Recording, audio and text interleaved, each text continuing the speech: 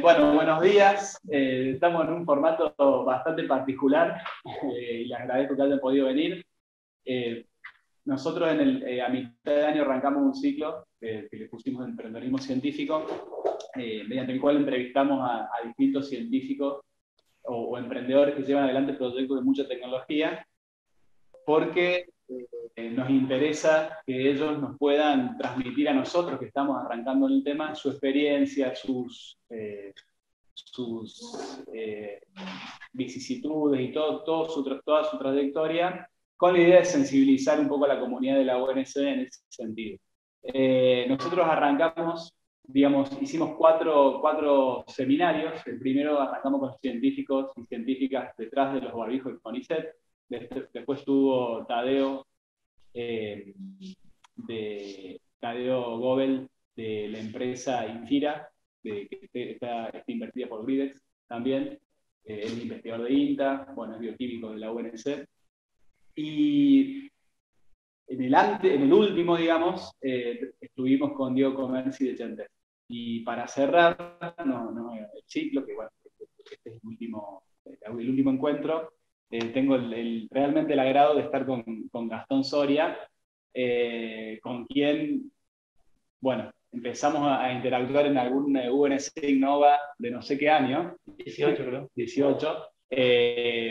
Y bueno, también tiene una experiencia incipiente en lo que es el emprendedorismo científico, pero en mi opinión una experiencia un poco más larga en lo que es ser emprendedor dentro del ámbito científico, ¿no?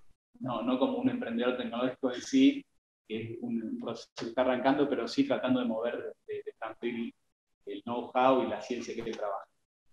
Bueno, entonces la idea es charlar un poco con él hoy, y les cuento también que estamos saliendo en YouTube, por el YouTube de la CECIT, que es donde la mayoría de las personas nos están viendo ahora. Así que, tal como hicimos antes con Diego y con la investigadora de CONICET y con Tadeo, vamos a charlar, ¿tá? Y cualquier pregunta que tengan lo vamos a hacer bien informal. La presentación de Gastón me preguntó si hacíamos una presentación, le dije que no. Que lo vamos a ir charlando, porque me parece mucho más rico ir intercambiando con él y ir viendo qué experiencia nos puede brindar y bueno, si hay alguna discusión respecto al tema. Y ustedes tienen la ventaja que no salen en el video, así que mantienen excluso para no poder decir cualquier cosa, va a parecer que la decimos nosotros. Bueno, también ahí está Gise también levantando preguntas de YouTube, así que en algún momento se acercarán y nos harán preguntas allá. Así que, bueno, no voy a andar con más preámbulo y te agradezco, Gastón, la diferencia. Sé que estás con viajes y con un montón de cosas y coordinamos con mucha antelación esto y te agradezco la buena onda. Me sentí muy importante que me pregunten 3 meses antes, pero... no, pero yo sabía que había que ser precavido con esto. Mucho gusto.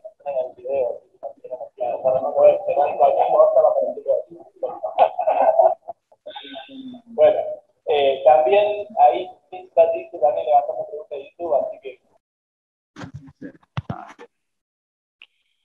Ahí está. Bueno, por lo menos el micrófono se escucha. Bueno, ahí está. Bien, bueno, como no tenemos presentación, lo que quería, digamos, quería hacer un par de preguntas y empezar a charlar con vos, Gastón. Sobre todo lo que me interesa es, en el año pasado o el anterior ya empezaste con el proceso de Gridex, que decantó en tu rol como emprendedor, ¿no? Pero ¿cuándo vos arrancaste como científico, ya dentro de CONICET, de la universidad, a pensar en que podías transferir, o cómo se dio eso, digamos? ¿Cuál es el bicho que te picó, por decirlo así, para arrancar a pensar en transferencia, ¿no? Sí, justo cuando venía para acá manejando, pensaba así, creo que el camino de cada emprendedor es muy distinto y comparte ciertas cosas, ¿no? De qué es lo que lo llevó a... En general es un mix de razones. Hay razones científicas, hay razones personales, hay razones variadas.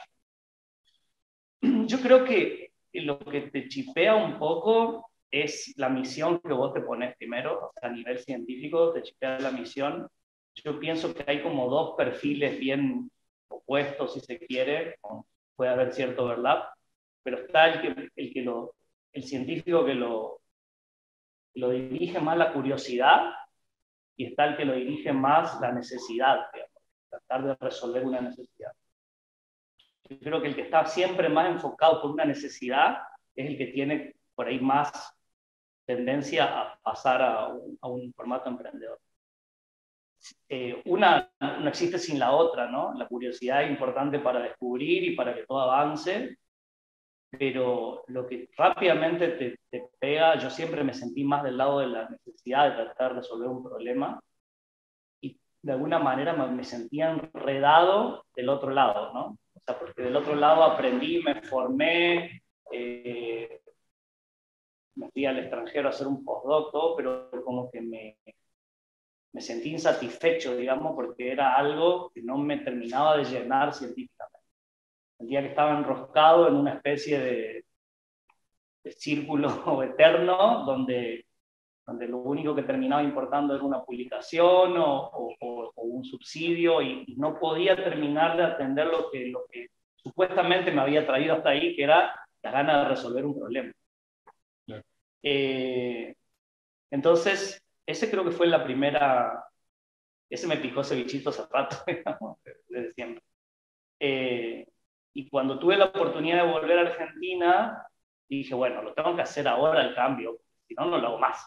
Claro. Pero con esto de que la formación científica dura 400 años, ¿viste?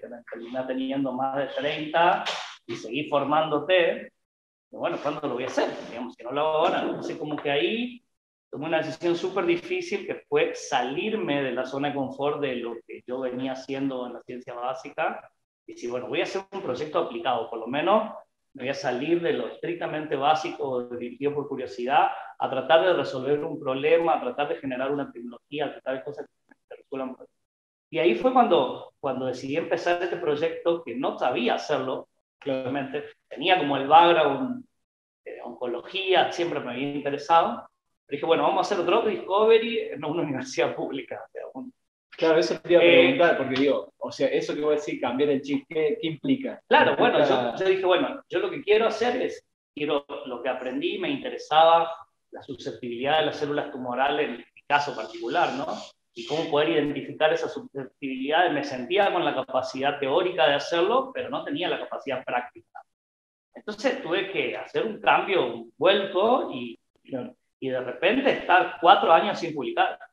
Y ya la gente te empieza a mirar mal, ¿viste? Porque dice, un ñoqui, digamos, está acá porque está... Pero bueno, cuando vos empezás un proyecto nuevo, que te saca de lo que vos... Porque siempre es más fácil continuarlo con lo que uno ya hace, ¿no? Claro. En el doctorado me paso, en el postdoc hago lo mismo, y cuando te cuenta tenés 60 y te estás jubilando, ¿entendés? Entonces como que ahí hice un cambio y dije, bueno, vamos a pasar, vamos a hacer algo nuevo. Nos llevó un montón de esfuerzo, ahí fue cuando nos conocimos. Y creo que ahí fue lo que la segunda parte de mi cambio de concepción fue entender que en el sector privado se hace ciencia muy buena. Claro. Y ahí yo lo descubrí cuando empecé a trabajar con las farmacéuticas. Sí, eso, porque realmente, claro, es un punto clave porque, digo, ¿cómo supongo que como científico con ICEF, plantear una línea totalmente nueva es un desafío súper importante. Y es un riesgo también. Y un riesgo. Digo, ¿cómo financiaste o quién financió ese, ya todavía dentro del sistema, ¿no? ¿Cómo hiciste esa parte? Digamos? Bueno, ahí está el factor suerte, ¿no? Siempre, yo tengo una frase cabecera que me encanta, que es: la suerte favorece al mente preparado. O sea, yo ya había tomado la decisión y me había puesto a renegar, tratar de encontrar un network, de asociarme con gente que hacía productos naturales, encontrar drogas. Y en ese momento que yo estaba en todo eso, estaba realmente empantanado, viene GSK Argentina con estos proyectos de screening de productos naturales para oncología. Entonces, bueno, sí, uno dirá, uy, qué suerte. Pero bueno, tenía armado algo que me había llevado 2 años de sufrimiento para empezar a hacerlo andar con cero, con un PICT startup que estaba bien, pero era poca plata, tampoco era que ibas a cambiar el mundo con eso.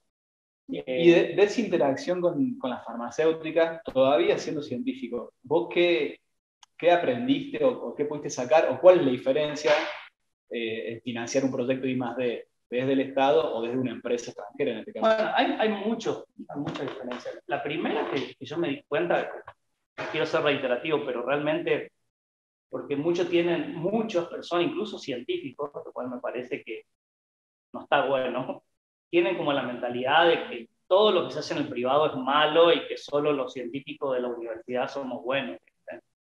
Y la verdad que yo ahí me di cuenta, empezando a interaccionar con ellos, no solo recibiendo el financiamiento, sino interaccionando, colaborando con científicos en Alemania, en Inglaterra, en Estados Unidos, me di cuenta de la ciencia espectacular que se hace y cómo se enfoca en un problema.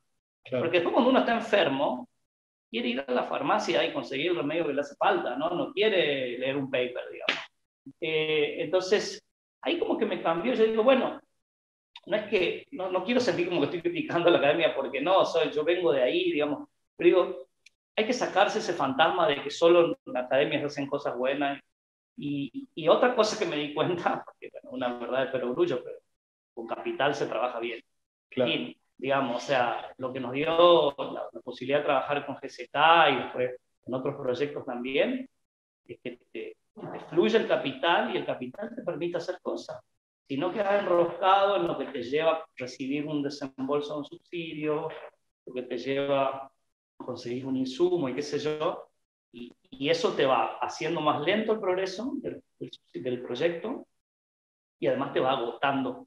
Claro. Mentalmente, o sea, se va consumiendo la pasión, te va consumiendo la energía que te lleva todos los días a estar estimulado a hacer algo. Y eso es algo que, no te quiero hacer spoiler de tu pregunta, pero eso es algo que tiene que estar bueno, está muy bueno trabajar en una startup, que te da velocidad, te da la capacidad de ejecutar. El mundo privado tiene otros tiempos. Es mercenario también, ¿no? O sea, tiene otras necesidades, no le importa tanto la curiosidad, digo, le importa el problema, le importa cuán capaz sos de resolverlo, pero tiene tiempos que no podemos creer los científicos cuando nos vamos ahí, los tiempos de ejecución de que pedís plata hasta que la tenés, hasta que te la gastás. Capaz que todo eso pasa y vos todavía estás en la etapa de evaluación de un subsidio. Claro. Del otro lado, ¿entendés? Entonces es como realmente un cambio de... A mí que tengo personalidad ansiosa, todos los que me conocen dicen que soy un ansioso, no sé por qué. Bueno, es pólvora, porque justo, no puedes esperar, me mataba tener un poco de eso, ¿no? Y ahí, o sea, ¿qué hicieron ustedes como equipo? Bueno, sé que ahora incorporaste más gente, pero ¿qué hicieron para gestionar ciencia ahora con fondos privados? Digamos, eso implica un cambio grande. Te hago preguntas del tipo, qué sé yo, quiero saber aspectos del tipo, por ejemplo, no sé, vos cuando a lo mejor gestionó una línea que está financiada por el Estado, bueno, vos presentás un proyecto, tenés objetivos, esos objetivos están más o menos fijos, vos viendo si vas cumpliendo, y eso tiene un plazo, bueno, que en general lo manejás vos. Ahora que estás haciendo ciencia con fondos privados, ya lo venías haciendo, te piden objetivos, te corren con deadline. Total, o sea, cambia el juego, ¿no? Eso justo hace un rato antes de empezar la entrevista esta, y qué es lo que le cuesta, creo yo, más al científico para tomar una decisión de emprender, es que cuando el científico está en el ámbito académico, tiene más control sobre sus variables, ¿no? Entonces, como que reparte los naipes y juega al mismo tiempo. Acá los naipes no los repartís vos. Claro. Vos jugás el juego, pero los naipes los reparte otro y vos tenés que adecuarte a las necesidades, ¿sí?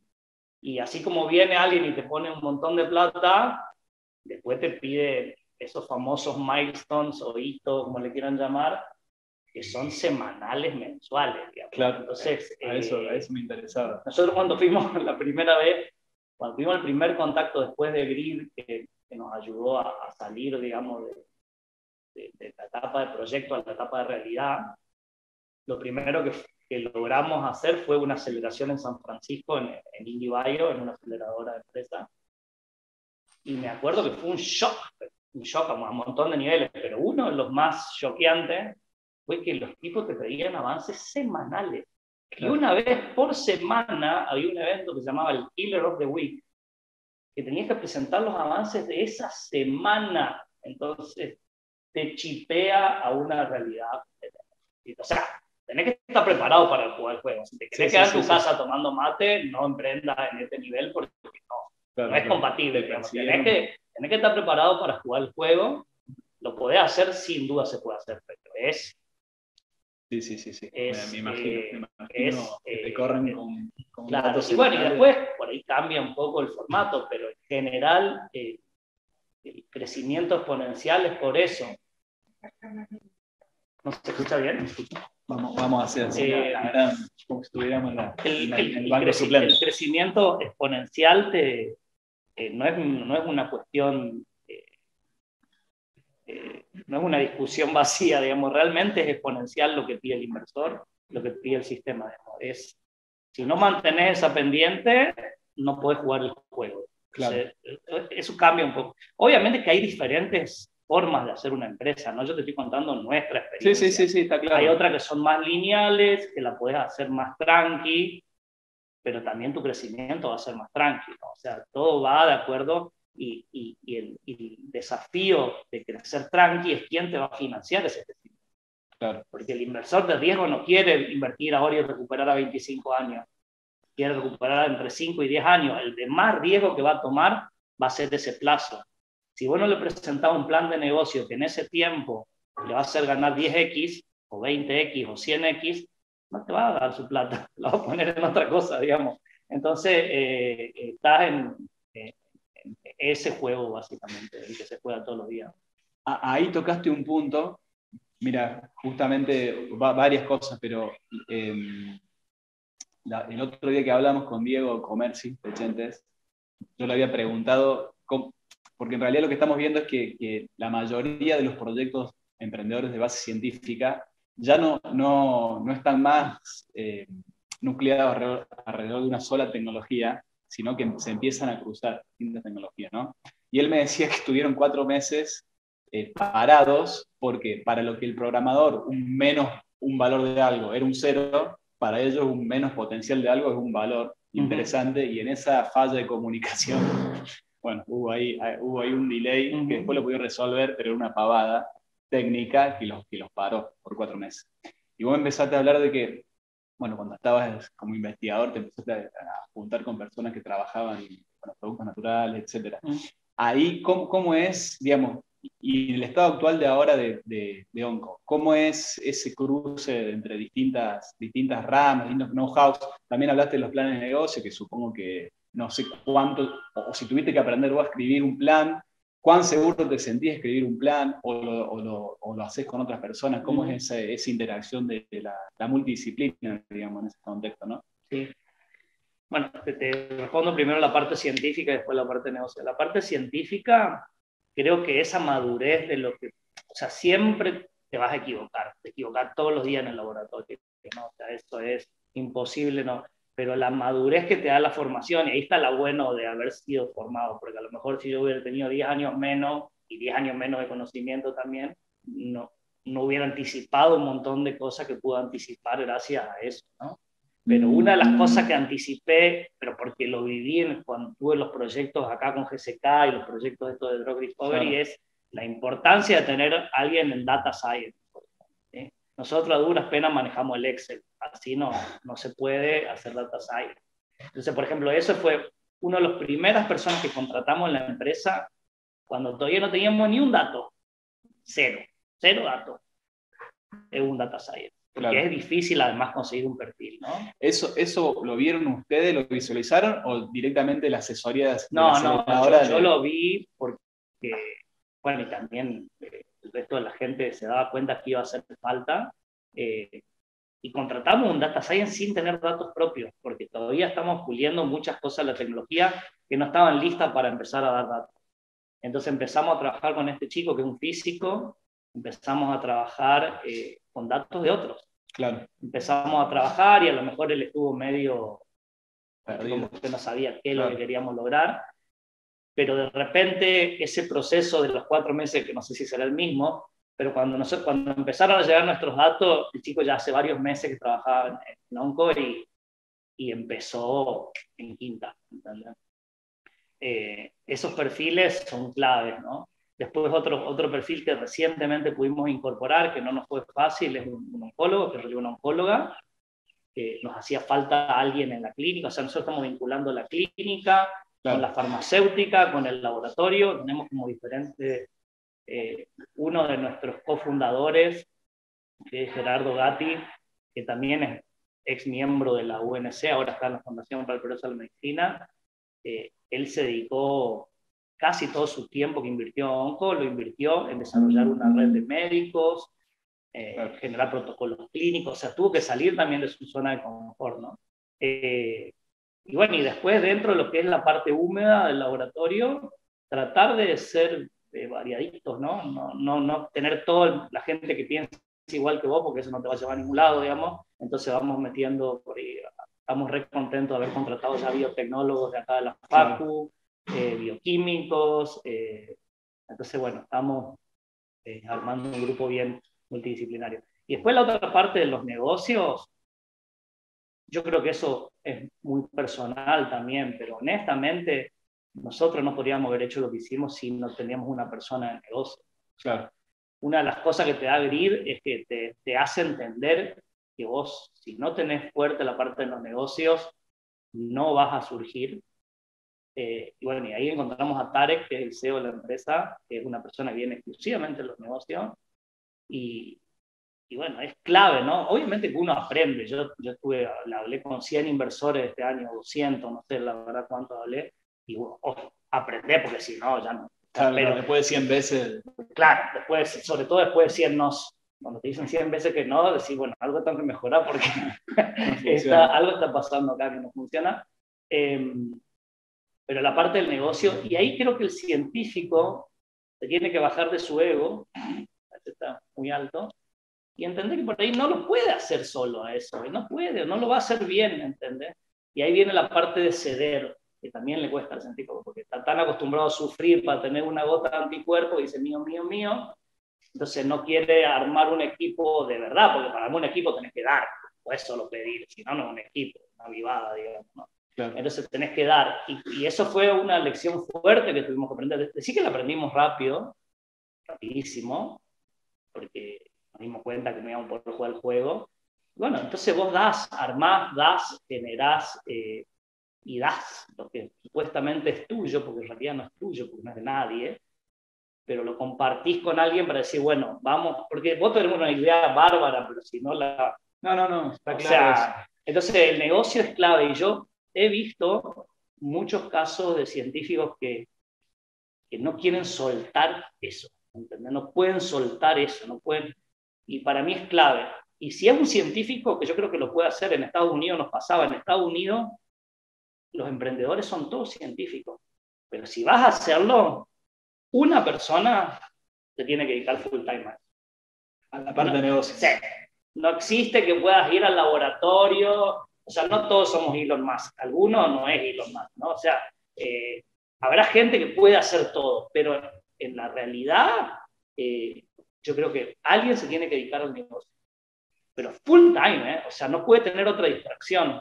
Es más, nosotros en un momento, nuestro CEO, que tiene 25 años, imagínate la energía que tiene, no le daba la cabeza para hacer todo lo que estaba haciendo y contratamos un administrativo para que se pueda dedicar, o sea, exclusivamente a la parte del negocio. Si eso no anda, no vas a tener empresa. Y ahí en el estado actual de Onco, porque ustedes, digamos, así lo visualizo yo, vos corregime, pero digamos, el problema que atacan como emprendimiento está claro, o está entre comillas validado, porque es una problemática por ahí global y de salud y que tiene muchos años, y ustedes el desafío más tecnológico, está más del lado de ustedes. No te creas, no te creas, porque a veces hay mucha gente que tiene la capacidad tecnológica de hacerlo.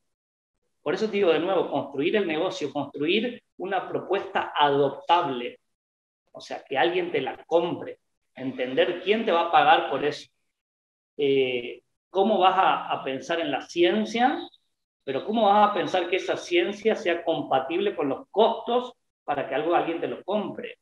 O sea, yo creo que el desafío más fuerte de Onco hoy, obviamente, es un desafío científico enorme, ¿no? Sí, Si fuera tan claro. fácil lo que estamos haciendo, lo haría todo el mundo. Claro, claro. Pero no me parece que falte gente capacitada para hacerlo.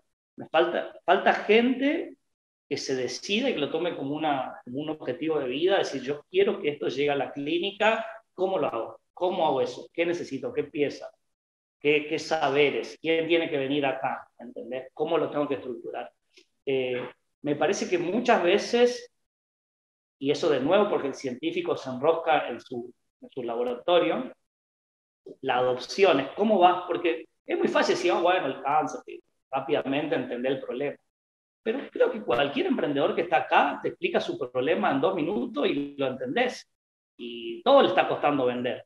Claro, claro. Entonces, me parece que es un problema de cómo vas a llevar eso, ¿no? Y a veces en cómo vas a llevar eso te das cuenta que lo que vos crees que es una gran solución no resuelve nada.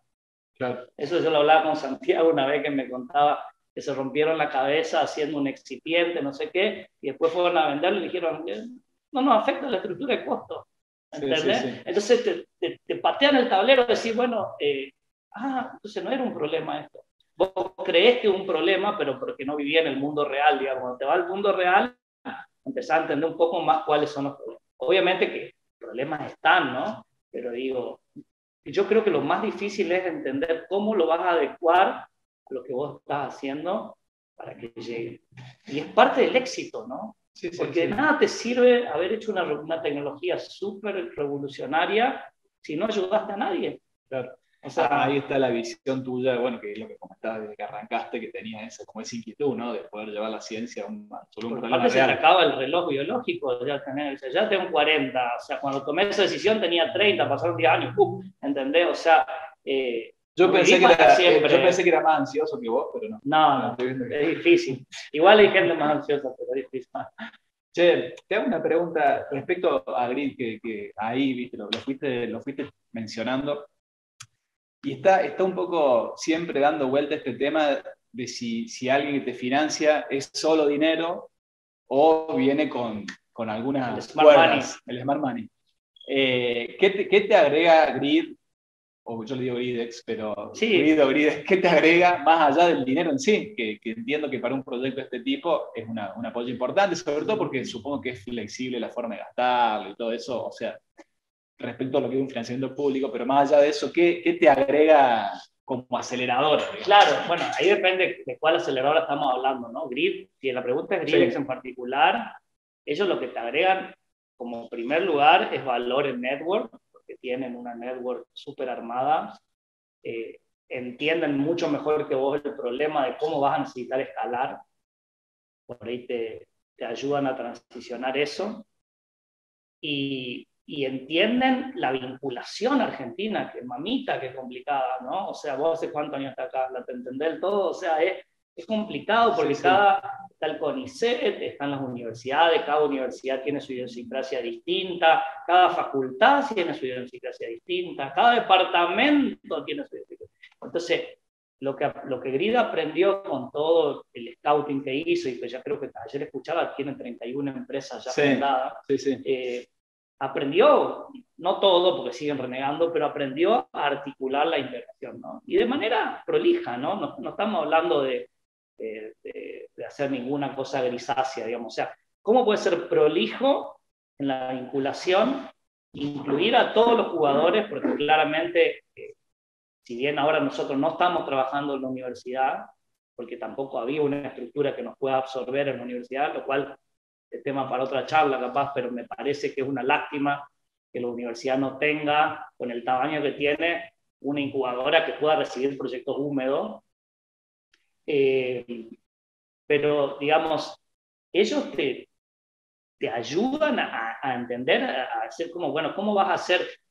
Presentaste una patente, nos pasó, veníamos en tal velocidad al Word, ¿viste? Ya que nos venían presionando de todos lados que presentemos la patente porque si no nos iban a dar plata, porque si no no sé qué, se empieza a hacer una cosa así, entonces sí, ¿cómo voy a hacer todo esto? Y después, bueno, nos dimos cuenta que lo hicimos perfectamente en el orden, los pasos como lo quería el CONICET, ¿entendés? Claro. Entonces, bueno, Grid nos ayudó a eso. Ahora estamos tramitando una licencia con el CONICET y va a estar la universidad metida en esa patente también. Entonces, tenés que empezar a negociar términos de cómo vas a licenciar esa tecnología. O sea, en todo eso, Grid, por las pilas que le ponen y por la experiencia que ya van adquiriendo, pensá que tienen 7 empresas que ya estuvieron en IndieBio. Claro, claro, claro. No solo conocen el paño acá, sino que lo conocen allá. Y por lo que tengo entendido, están levantando un fondo mucho más grande que el que tenían, o sea que van a probablemente apuntar a armar, no sé, 100, 200 empresas en los próximos años. Entonces, creo que es un buen momento para que la gente que tiene este bichito que le pica, porque está bueno que la universidad también genere valor monetario, no solo conocimiento, ¿entendés? Esa es una discusión que creo que ya está un poco saldada, desde que aparecieron este tipo de espacios. Bueno, ahí no nos vamos a meter, ahora que salimos de YouTube en vivo, no nos vamos a meter en eso, pero no, en realidad, sí, esto es mover un elefante, realmente, es así, una universidad de este tipo. Yo quería preguntarte porque, si bien por eso el discutir ese tipo de cosas va para largo, y yo siempre digo, bueno, el CONICET en particular tiene bien definido lo que es el investigador en la empresa y el investigador haciendo su función de investigación, y siempre lo que falta el investigador en el emprendimiento, que es el gris, en la mitad. ¿Qué mecanismos hay para eso? ¿Y qué nos puedes contar vos? ¿Cuál es tu visión de cómo se podría resolver eso sin que venga Gride y haga de aceite para articular todos los engranajes? O bueno, no sé cuál es tu visión, porque para mí es un problema ese. Es un problema a mí me sorprendió lo tolerante que es CONICET.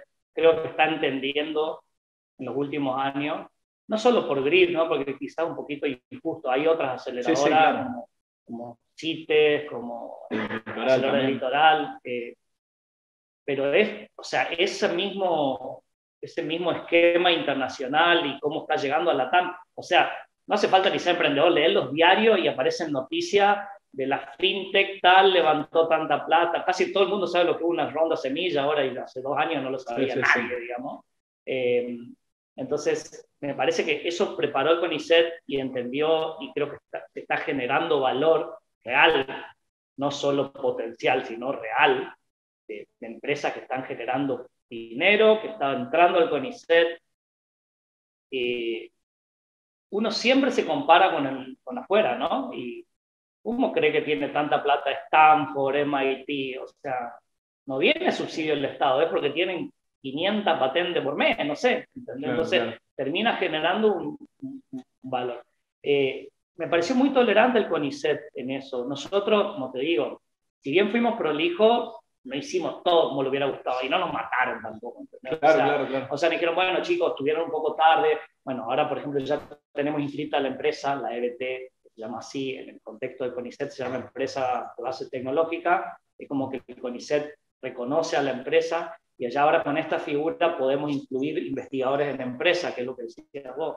Y tenemos investigadores que quieren o sea, que quieren dejar, por al menos por 2 años, que es el periodo que te dan 2 más 2, quieren dejar su rol académico e ir a explorar ese mundo privado y trabajar como un investigador en empresa, no co-precision, y está bueno. Está bueno. Falta quizá, como vos decís, que lo entienda el que no está vinculado a ninguna aceleradora, pero cuando haya mucho más investigadores en la empresa, eso es discusión lateral, o sea, lo van a saber todos. Yo lo que veo, y también pasa en la UNC y en las otras universidades, es que está la decisión política de que eso pase, pero lo que faltan son los mecanismos, todavía eso va corriendo detrás, porque también he visto muchos casos en donde sucede esto.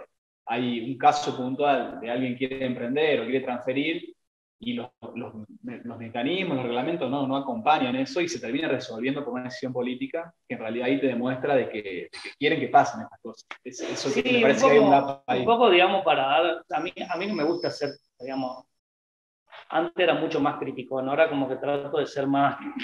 Es algún ejercicio que hago, ¿no? Pero, digamos, hay que ver las cosas buenas. Yo creo que entiendo también el rol que puede tener CONICET la universidad, que tampoco está bueno que con subsidios de investigación básica se financian empresas, ¿no? No, claro. Entonces, si vos no tenés ninguna aceleradora, ningún instrumento de donde venga también financiamiento, ¿con qué plata va a hacer tu empresa? ¿Entendés? Entonces, eso genera como una discusión ahí. Entonces, creo que también hay que aprender a separar. O sea, hay una etapa de transición que es la más difícil. El investigador emprendedor no existe esa figura. Claro.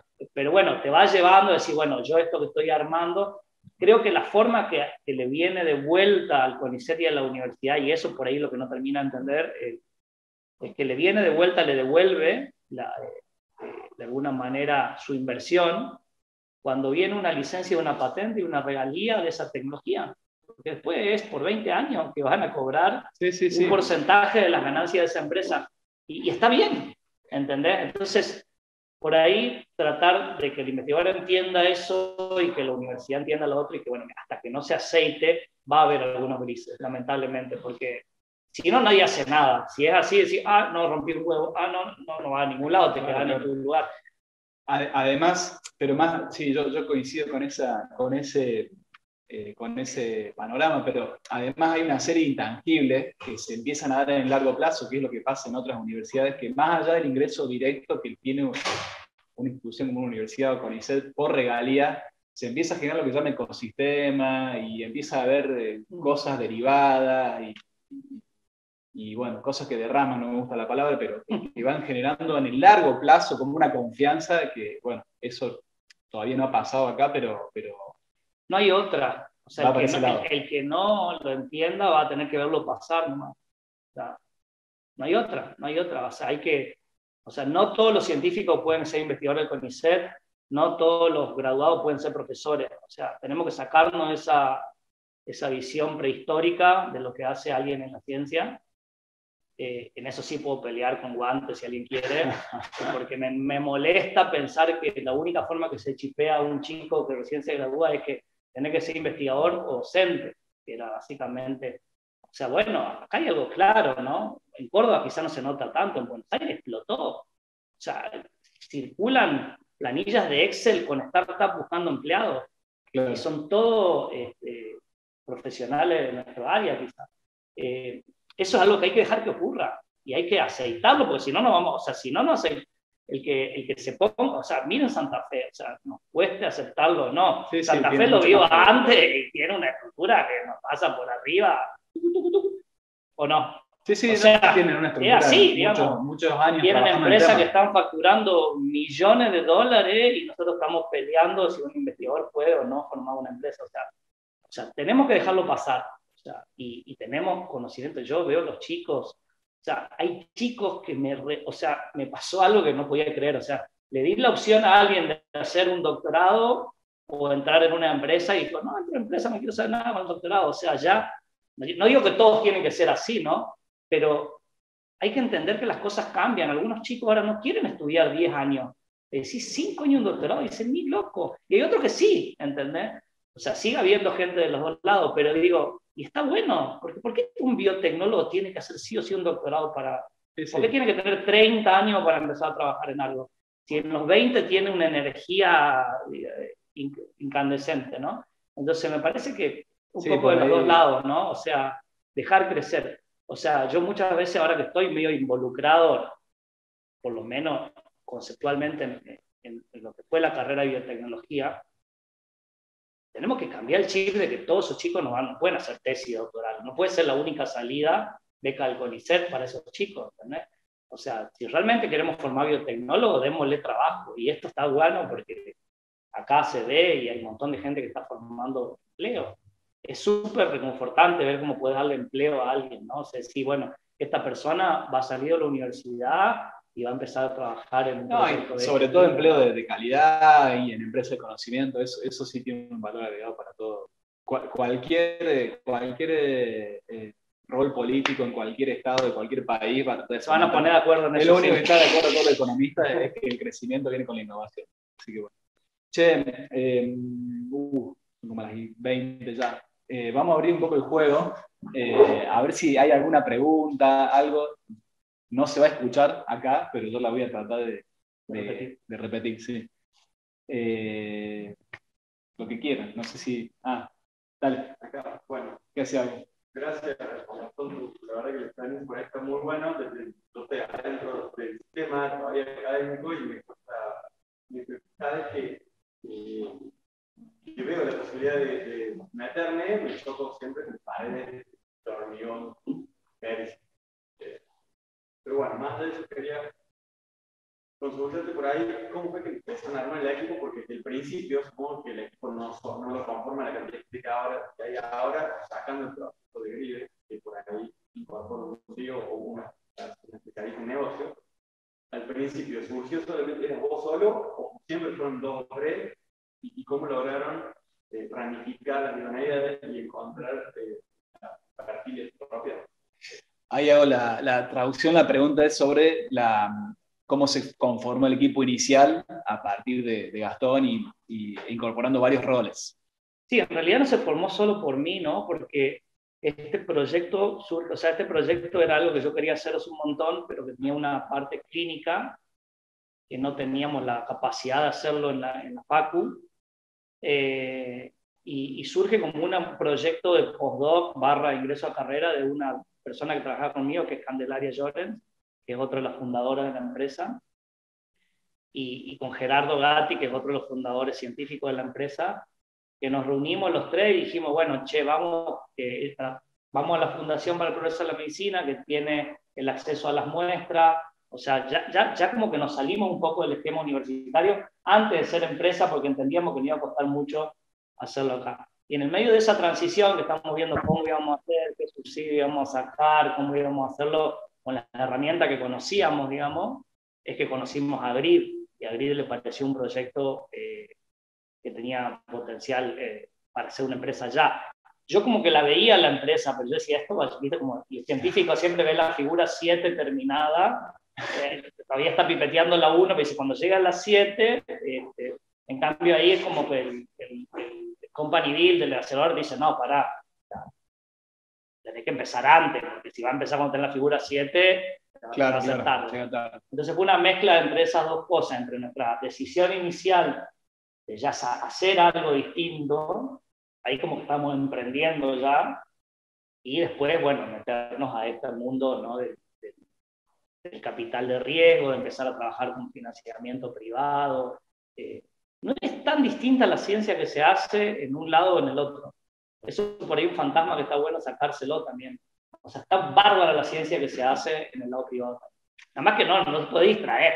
Claro. Ay, qué lindo, ¿por qué será que pasa esto? Tenés que decir, no me interesa, y seguir, porque si no, te vas, ¿viste? Pero es como, la ciencia en sí es la misma, digamos, el mismo rigor, incluso más rigurosa muchas veces, porque tenés cuestiones regulatorias y cosas que cuando estás en la academia no tenés que lidiar. Después cuando tenés la parte regulatoria, decís, mamita, lo que es esto, hay que, las normas y qué sé yo. Entonces, nada, nosotros nos decidimos de entrada y fue una decisión más personal para la carrera de Candelaria, y por ahí Gerardo, que ya había tomado esa decisión de que quería pasar al mundo de los pacientes antes, porque él ya se había ido a la fundación hace más años. Fue una mezcla entre diferentes, pero fue una decisión conjunta, digamos. Ahí me das pie para hacerte una pregunta que es bastante puntual o técnica, pero hablando de esto, que es un tema que veo siempre con los emprendimientos, que es cómo dividen el capital accionario. Bueno, por eso, cortame el video. No. Pero, no te voy a dar porcentaje, pero te puedo explicar. No es por eso, pero digo, sacando el porcentaje que toma el acelerador, etc. Pero después, un poco lo que bueno, ahí Gis también puede dar fe, se nos acercan a preguntarnos cómo hacemos la división, también nos pasa en el emprendimiento nuestro, y yo el único criterio que tengo es el del riesgo, y decir quién toma más riesgo, y después vamos a poner un acuerdo cómo medimos ese riesgo. Implicará variables como quién trajo la idea, quién le dedica más tiempo, un montón de cosas. No quiero porcentaje, pero ¿cómo hicieron sin pelearse? Yo te lo voy a decir por suerte no hemos peleado por esto, pero entiendo la pregunta porque la escuché de un montón de gente. Yo creo que honestamente, y no quiero sonar cheesy ni nada, ¿no? Porque no es la verdad, o sea, no, hay que olvidarse de los porcentajes un poco, ¿no? O sea, no digo que sí, bueno, sí, agarrar lo que vos quieras, o sea, no, pero digamos, porque muchos dicen, no, pero la aceleradora me va a sacar mucha equity, me se va a quedar. Ahora, hoy, sos el dueño del 100% de nada. Claro. O sea, hasta que vos no entendés que sos el dueño del 100% de nada, no puedes tomar esa postura. Tenés que tomar una postura generosa. Entender a quién necesitas Porque yo me podría haber puesto y decir, ah, no, yo vengo del laboratorio de letalidad sintética, quiero tanto. O sea, yo solo no lo puedo hacer. Claro. No lo puedo hacer solo, necesito gente. No lo puedo hacer sin un investigador, sin un emprendedor de negocio. No lo puedo hacer sin capital. Relajen la cosa, porque después vas a ser el dueño del 10% de algo grande. Claro. Y ves mucho más que el 100% de nada. O sea, si te igual. chipeas de esa manera, te cambia la vida. Y la vivís distinta, te da el resentimiento. Ya empezás, viste, relajado. Porque es duro, o sea, sobre todo para el, ya lo dije la analogía, pero este anticuerpo es mío, ¿cuántos microlitros querés? O sea, hay que sacarse esa porque nosotros ahora todavía no hemos, pero ya tenemos reservado incluso 10% de acciones para darle a nueva gente. Para el futuro empleado, sí, Entonces, una práctica. estamos, o sea, queremos que la gente se sienta dueña, la gente que va, ¿no? Sí. Y eso es una política re normal. En Estados Unidos las startups llaman al talento con acciones. Y acá nos cuesta darle a nuestros socios, dejémonos joder, ¿entendés? O sea, tenemos que sacarnos ese fantasma porque la empresa para que crezca va a necesitar, y cada vez que alguien venga con un cheque, te va a decir, claro. No te van a dar un cheque porque sos bonito, digamos, van a querer parte de tu empresa. Tal cual. Bueno, Guillermo, dale. A mí lo que me hizo ruido o me llamó la atención que por ahí uno tiene una curiosidad, ve una necesidad, cree ver una necesidad y apunta a trabajar sobre eso. Y diste un caso de que alguien vio una necesidad y cuando la quiso aclarar, no, eso no es una necesidad. Vos tuviste que hacer eso, esa migración. Total. ¿Y qué te costó, digamos, psicológicamente? Vos pensabas que esto era lo que se necesitaba y de repente tuviste que correrte. Ahí hago la traducción para... Sí, no se escucha, pero la pregunta es, la voy a resumir, es qué pasa cuando creamos algo que en realidad no es una necesidad real de mercado, un poco a ver cómo fue ese proceso. Sí, y cuando te das cuenta de que no, nos está pasando ahora, o sea, nos pasa todo el tiempo, o sea, cuando entramos con un objetivo mucho más altruista y qué sé yo, y después nos dimos cuenta, si eso es lo único que vamos a vender, nos vamos a fundir antes de empezar. Entonces, lo que le fuimos agregando componentes, nos dimos cuenta que lo mismo que hacíamos, agregándole otra capa, podíamos ofrecerle algo a la industria farmacéutica que no tiene. Y ahora estamos tramitando nuestro primer cliente en la industria farmacéutica. Y ahora nos están presionando de por qué no nos hacemos terapéutica, porque ahí es donde hay plata, digamos, y te dicen, pero entonces, ¿por qué si ustedes saben hacer screening y tienen pacientes, por qué no hacen sus propias drogas? Entonces, bueno, creo que es como un balance, ¿no? Sí. Y te dejas llevar por todo lo que te dicen, en 2 años no son ni lo que empezaste, ni lo que creías que era, ¿no? Pero si también te pones, no, yo voy a hacer esto, te estallás contra la pared porque no va a tener, no va a haber pagadores para eso que vos estás haciendo, ¿no? Entonces es un tire y afloje, ¿no? Entender, escuchar y entender lo que hace falta. Yo creo que la clave más grande del éxito en una empresa es entender lo que hace falta. Yo el otro día hablaba con alguien de que está por acá en la audiencia y le decía, es increíble lo que es la industria de la alimentación 2.0 ahora, por ejemplo. Tiene cualquier persona con un proyecto súper puntual, voy a fermentar leche de no sé qué para... Y hay tal necesidad, o sea, hay tanta gente dispuesta a pagar por eso, que te saturan a capital, ¿entendés? O sea y eso creo que te demuestra que entender la necesidad es la clave para el éxito, ¿no? No lo que vos crees que hace falta. Claro. Lo que hace falta. Hay una brecha ahí. O sea, obviamente que no innovarías si vos no planteas una necesidad que no existe también, ¿no? O sea, hace 10 años nadie quería un iPhone, bueno, hace 20 años nadie quería un iPhone y ahora todo el mundo quiere un iPhone. O sea, y esa cosa la planteó alguien, ¿no? Yo creo que un poco uno puede plantear la necesidad, pero tenés que entender qué hace falta porque no solo para el futuro cuando la empresa venda, sino para que los inversores quieran invertir en vos, porque si vos no le demostrás que lo que vos estás haciendo hace falta y que alguien va a pagar por eso, no vas a tener inversión. Y ahí terminó la aventura. Bueno, estamos ahí. Ah, dale, ahí está. Bueno, por la gente que nos sigue de YouTube, saludos, felicitaciones por tu exposición, Gastón. Y Belén de CONICET Jujuy, que ella como investigadora le invitaron a formar parte de una empresa de software y consulta si has hablado sobre la posibilidad de... Sí, Es sí. una pregunta de Belén de YouTube que seguramente la están viendo, lo que está en YouTube ya la vieron escrita. Sí, no, en CONICET tenés varias opciones. ¿Ya?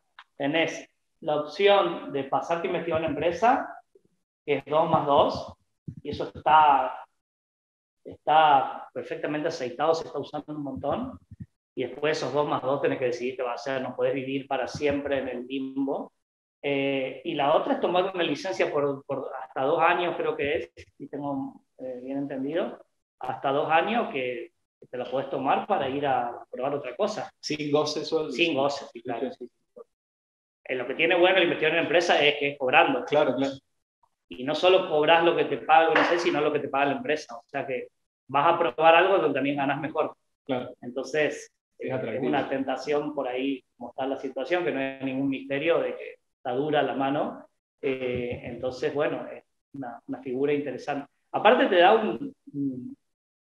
un tiempo razonable para probar si te gusta eso, ¿no? Sí. Porque a lo mejor lo idealizaste y va y no te gusta, o a lo mejor pensaste que no te iba a gustar y te encanta. ¿Entendés? Entonces creo que está re buena la herramienta y hay que aprovecharla.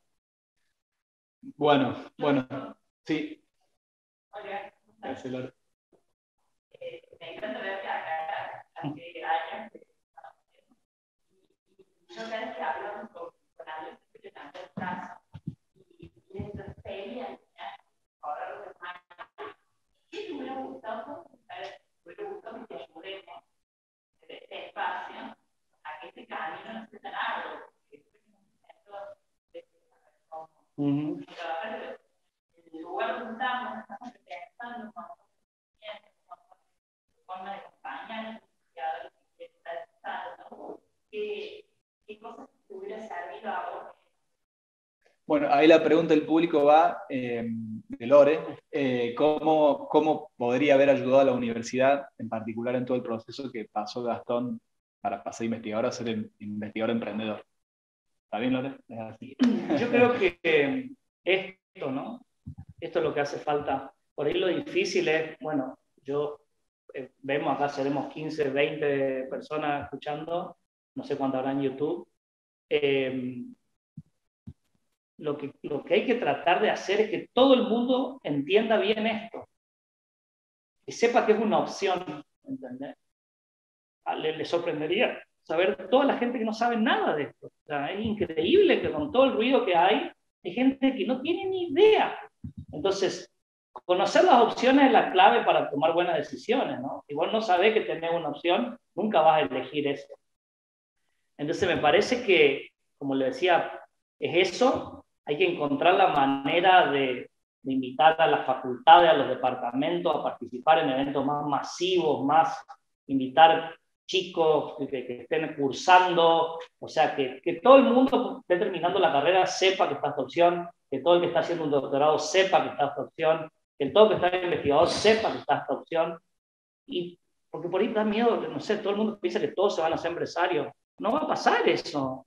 O sea, va a haber un porcentaje, y está bien. O sea, es como que no sé. O sea, hay como una mística detrás infundamentada, digamos. Entonces, para mí el rol de ustedes es ese. Y lo otro que estaría bueno, pero ahí ya no depende solo de ustedes, es, como te digo, o sea, este hermoso edificio estaría buenísimo que tenga un laboratorio húmedo, ¿no? O sea, si tuviera un laboratorio húmedo, nosotros a lo mejor lo hubiéramos hecho hace varios años ya. Claro. Cuando vinimos a un S6 Nova, yo hablé con Andrés y me dijo, ¿qué necesitas? Yo te pongo un escritorio. Y bueno, no, necesito un citómetro, una campana de cultivo. Y ahí me fui corriendo. Y ahí se me corrió. O sea, me parece que eso... Yo muchas veces escucho, por ejemplo, que dicen el Leluar y que como hablan por ahí hasta mal del Leluar, dice se queda con la plata. Pero el Leluar en el 2000 tenía una incubadora de empresa Sí. Entonces, no son solo suerte lo que tiene esa gente ve y ejecuta, ¿no? O sea, es que con la masa crítica que tiene la universidad, tiene que haber 20 proyectos explosivos adentro, por lo menos, dando vueltas, esperando para explotar o para quedarse y apagarse, ¿no? En algún lado. O sea que me parece que vienen por ahí lo que pueden lograr. En una parte lo pueden hacer ustedes solos, en otra necesita ayuda de arriba. Vamos a seguir evangelizando ahí, como decía la Lore. Bueno, Hugo, tenía una consultita. Preguntas cortitas para... Sí, sí. ¿Cuál es la condición jurídica de la empresa? Pregunta Hugo sobre la condición jurídica de Onco.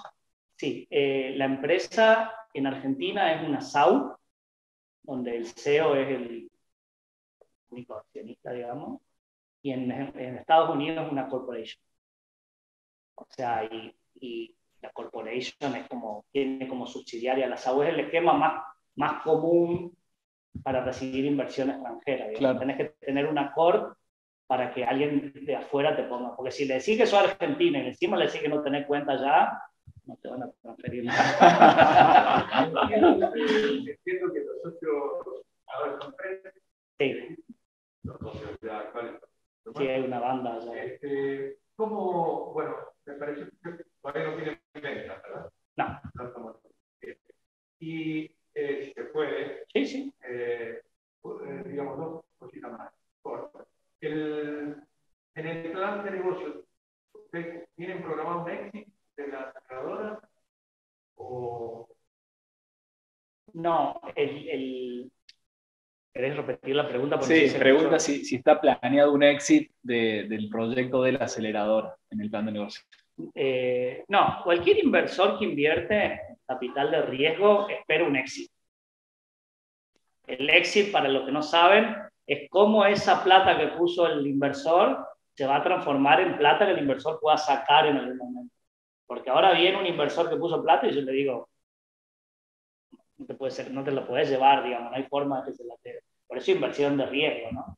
En algún momento la empresa o se tiene que vender o se tiene que hacer pública. Son las únicas dos formas de exit que tiene una empresa como la nuestra. No sé si para otro tipo de empresa hay otras, pero para la nuestra es o que venga una empresa más grande y te compre, y ahí cada inversor recibe su parte, y los fundadores también, de acuerdo a los fundadores, los accionistas, cualquiera que tenga acciones. no lo sabemos, pero digo, el plan de negocio, ¿hay programas 5 o 10 años? No, en el plan de negocio hay un plan para que la empresa crezca lo mejor posible, lo más rápido posible. No se puede decir, a 10 años vamos a hacer una salida a bolsa, porque no se sabe, pero digamos, está como implícito que en un periodo entre 5 y 10 años vos deberías o salir a ser público, o sea, bolsa, o que alguien te... No puedes seguir en el estadio privado forever porque el inversor quiere recuperar el capital que puso. Mi pregunta iba para otro lado. Normalmente las aceleradoras, los inversores, te programan un dinero y te dicen, yo voy a salir a los 10 años o a los 5 años. No está estipulado. Okay. ¿Y se puede decir qué porcentaje te dieron ustedes? Nosotros, como investigadores del CONICET, no podemos ser dueños del más del 49%, y en eso sí el CONICET es... Taxativo, sí. O sea, nosotros con los fundadores nos repartimos esa parte, digamos, de la parte conicetiana, y el resto una parte fue al CEO y otra parte fue a Grid. Esa fue la división inicial. Y después, o sea, el primer cheque lo recibimos en noviembre, justo hace un año. Y después todos los que fueron entrando, se va diluyendo eso, porque por ahí la gente no entiende. Me parece que vos sí, por el tipo de pregunta que haces, pero digamos, vos cada vez que recibís capital se diluye. O sea, si vos sos el dueño del 20% del 100, cuando viene más capital, eso se transforma en el 80 del total y sos el 20 del 80, o sea que sos el tanto de X del total. Y así cada vez que viene más capital, vos te vas diluyendo. Pero de nuevo, volviendo a la pregunta de hoy, sos el dueño de algo más grande, una parte más chica de algo más grande. O sea, claro, que en absoluto deberías ir para arriba, porque si vas para abajo, en absoluto algo está haciendo mal, digamos. Claro. Bueno, estamos ahí como 1 hora y algo ya, pasó rápido. ¿Viste? Yo dije Para que los hablaba ansiosos mucho. pasa. Sí, sí. Dije que hablaba mucho, vos no me creí. Bueno, damos por finalizado el ciclo del ciclo de emprendedorismo. Yo te agradezco de nuevo, Gastón, el tiempo. Muchas Realmente gracias. sé que estás a las corridas, así que te agradezco la deferencia de haber venido hasta acá. Y bueno, a todos los que pudieron participar. Para los que estamos en 3D presencial, vamos a juntar a tomar algo ahora ahí, así que podemos seguir charlando y discutiendo un tema que realmente para mí, y bueno, supongo que para todos ustedes, por eso estamos acá, son apasionantes. Así que bueno, gracias a todos, a todas, y nos volveremos a encontrar en algún ciclo que hagamos el año que viene, seguramente. Y bueno, gracias de nuevo, Gastón, por estar aquí.